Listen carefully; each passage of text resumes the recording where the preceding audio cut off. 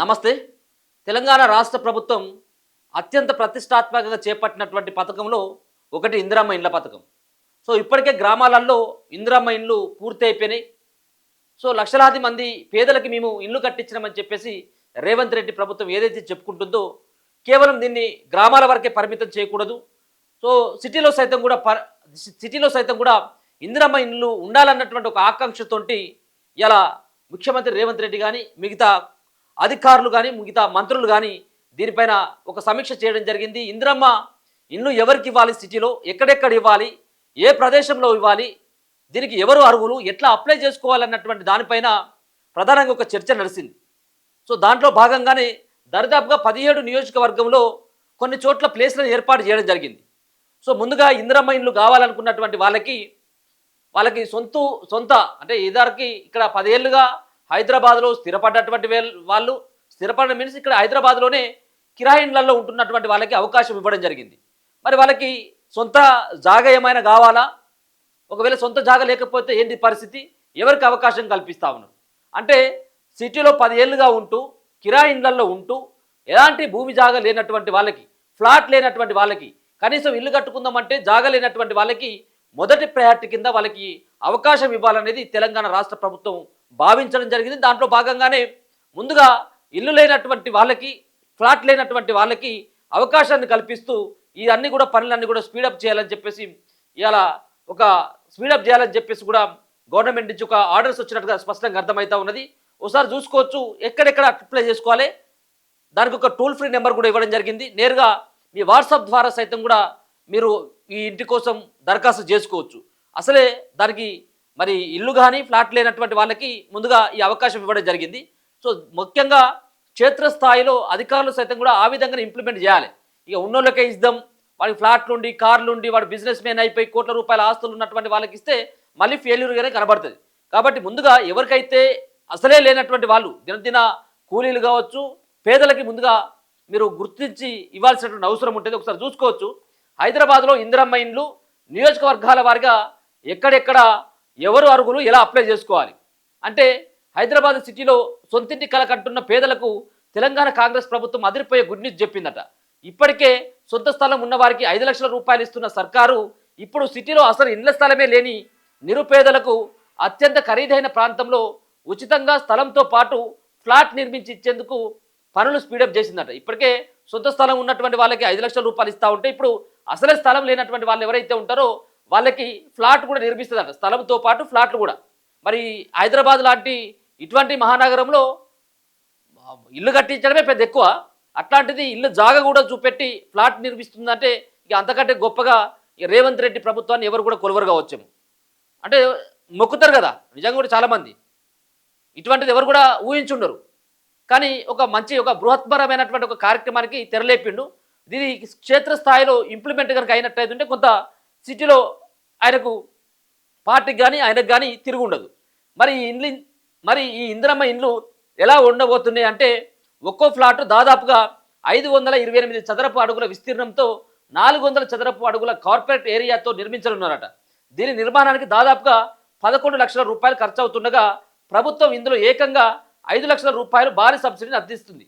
మిగిలిన 6 లక్షల రూపాయలను లబ్ధిదారుడు వాటాగా చెల్లించాల్సి ఉంటుంది. అయితే ఈ ఖరీదైన ల్యాండ్ కాస్ట్ను మాత్రం పూర్తిగా ప్రభుత్వం భరిస్తుంది. దీనికోసం ఎట్లాంటి మీ దగ్గర నుంచి వాళ్ళు ల్యాండ్ ఇస్తున్నారు కాబట్టి ల్యాండ్కి ఏమైనా పైసలు ఇవ్వాలంటే పైసలు అవసరం లేదు, ల్యాండ్ ఫ్రీగానే ఇస్తుంది గవర్నమెంట్. కానీ ఈ చదరపు గజాలలో 528 చదరపు అడుగుల విస్తీర్ణంతో 400 చదరపు అడుగుల కార్పెట్ ఏరియాతో ఈ నిర్మించనున్నటువంటి ఈ ఇల్లుకు దరిదాపుగా 11 లక్షలు అంచనా వేస్తూ ఉన్నారు. 11 లక్షలు అయితే అని చెప్పేసి ఇంత నిర్మాణం చేసినట్టయితే, ఇంత చదరపు అడుగుల్లో ఈ నిర్మాణం చేసినట్టయితే అయ్యేటువంటి ఖర్చు 11 లక్షలు అవుతుంది. కాబట్టి ప్రభుత్వ వాటాగా సబ్సిడీగా ఈ 11 లక్షలలో 5 లక్షల రూపాయలు మాత్రమే గవర్నమెంట్ ఇస్తుంది. మిగతా 6 లక్షల రూపాయలు మాత్రం మనమే కట్టుకోవాలి. ఎవరైతే వాళ్ళకి కేటాయించబడుతుందో, ఎవరైతే అర్హులుగా గుర్తించబడతారో, ప్రభుత్వం ఎవరైతే వీళ్ళకి ఇవ్వచ్చు అని చెప్పేసి భావిస్తూ ఉంటారో వాళ్ళ ఖాతాగా 6 లక్షల రూపాయలు మీరు భరించాల్సి ఉంటుంది. 5 లక్షలు మాత్రం ప్రభుత్వం ఇస్తుంది. జాగాకైతే మాత్రం ఎట్లాంటి రూపాయి కూడా గవర్నమెంట్ కానీ ఇంకెవరు కూడా తీసుకోరు. సో ఎక్కడెక్కడ ఉన్నాయి ఇవన్నీ కూడా మరి ఎవరెవరికి ఇవ్వబోతా ఉన్నారు, ఏ నియోజకవర్గంలో ఉన్నటువంటి వాళ్ళకి ఇవ్వబోతా ఉన్నారు. సో 17 నియోజకవర్గంలో తొలి దశలో 7,680 మందికి ఈ ఫ్లాట్లు రాబోతా ఉన్నాయి. 680 మందికి.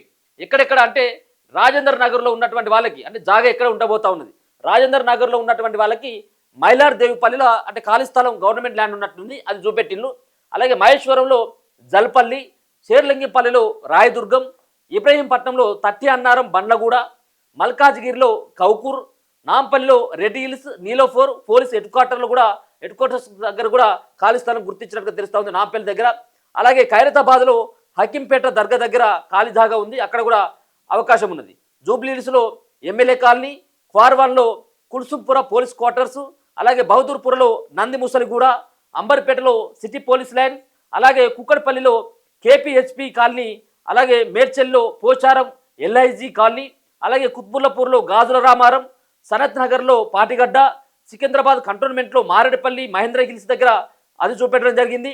మలక్పేటలో గడ్డి అన్నారం ఆర్ఎన్బి క్వార్టర్స్ దగ్గర ఇవన్నీ కూడా ల్యాండ్లని ఇప్పటికే అధికారులు సైతం కూడా గుర్తించడం జరిగింది. కాబట్టి వాళ్ళందరూ కూడా కుక్కడపల్లిలో ఉన్నటువంటి నియోజకవర్గంలో ఉన్నటువంటి వాళ్ళు ఆ ఏరియాలో కేపీహెచ్పి దగ్గర అప్లై చేసుకోవాలి. ఇట్లా నాంపల్లిలో ఉన్నటువంటి వాళ్ళు రెడ్ హిల్స్, నీలోఫర్ పోలీస్ ఇట్లా అప్లై చేసుకునేందుకు అవకాశం ఇవ్వడం జరిగింది. ఈ పథకానికి అర్హులు ఎవరంటే లబ్ధిదారులు కనీసం 10 ఏళ్లుగా హైదరాబాద్లోనే నివాసిస్తూ ఉండాలి.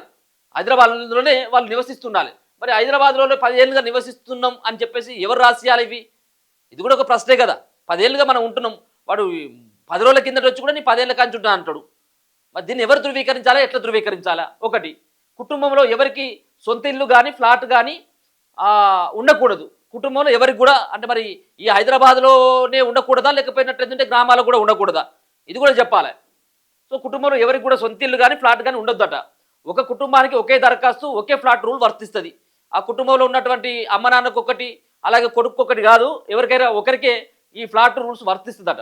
అన్నిటికంటే ముఖ్యం ఏంటిదంటే కుటుంబ వార్షిక ఆదాయం ఏదైతే ఉందో అది 6 లక్షల రూపాయల లోపు మాత్రమే ఉండాలట. సో అప్లై ఎట్లా చేసుకోవాలి మరి? జూలై 21 నుంచి మీ సేవ కేంద్రాల్లో అధికారిక వెబ్సైట్లో దరఖాస్తు చేసుకోవచ్చట. అంతేకాదు మీ మొబైల్ నుంచి 8096958096 అనే వాట్సాప్ నెంబర్ ద్వారా కూడా సులువుగా అప్లై చేసుకోవచ్చు అన్నట్టు. ఈ నెంబర్ కూడా ఇచ్చిళ్ళు. సో ఒకవేళ కనుక మీరు 21 అంటే ఇలా 20వ తారీఖు కాబట్టి రేపటి నుంచి మీరు మీ సేవలో కూడా ఈ సైట్ ఓపెన్ కాబోతా ఉంది. మీరు మీ సేవలో అప్లై చేసుకోవాలి. మీరు అట్లా కాకపోయినట్లయితే మీ మొబైల్లో కూడా మీరు అప్లై చేసుకున్నట్టుకు ఒక వెసులుబాటున అవకాశం ఇవ్వడం జరిగింది. వాట్సాప్ నుంచి మీరు 8096958096 అన్నటువంటి నెంబర్కి మీరు సులువుగా ఈ నెంబర్ నుంచి అప్లై చేసుకోవచ్చు అన్నట్టు. సో ఒక పథకం అనుకోవచ్చు. సిటీలో ఇందిరమ్మ ఇండ్లు అదిరిపోయేటువంటి ఇందిరమ్మ ఇండ్లని నిర్మించేందుకు 17 నియోజకవర్గాల్లో ఆయా ప్లేస్లని కేటాయించడం జరిగింది. ముందుగా ఇల్లు లేనటువంటి వాళ్ళకి, ఫ్లాట్ లేనటువంటి వాళ్ళకి, సొంత జాగా లేనటువంటి వాళ్ళకి ప్రియారిటీ ఇవ్వడం జరిగింది. ప్రభుత్వ వాటాగా 5 లక్షల రూపాయలు ఇస్తాయి. 5 లక్షల రూపాయలు మాత్రం సబ్సిడీగా ఇస్తారు. దానికి అయ్యేటువంటి ఖర్చు 11 లక్షలు. సో ల్యాండ్ ఎవరైతే చూపెడతా ఉన్నారో ఇప్పుడు 17 నియోజకవర్గాల్లో ఎక్కడెక్కడైతే ల్యాండ్ను చూపెట్టడం జరిగిందో ఆ ల్యాండ్కి అయితే మాత్రం గవర్నమెంట్ ఫ్రీగానే ఇస్తుంది.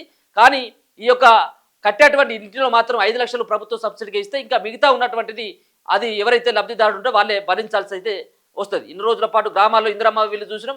రేపో మాపో ఇక్కడ ఉన్నటువంటి సిటీలో కూడా మనం ఇందిరమ్మ ఇళ్లను చూడబోతున్నట్టుగా తెలుస్తూ ఉంది. మరి ఇది ఇప్పుడిప్పుడే రూపకల్పన చేయడం జరుగుతుంది. మరి ఫినిష్ అయ్యేసరికి ఏ టైం అవుతుంది అనేది మనం భవిష్యత్తులో చూడాలి. చూస్తూనే ఉండండి మన తొలి వెలుగు.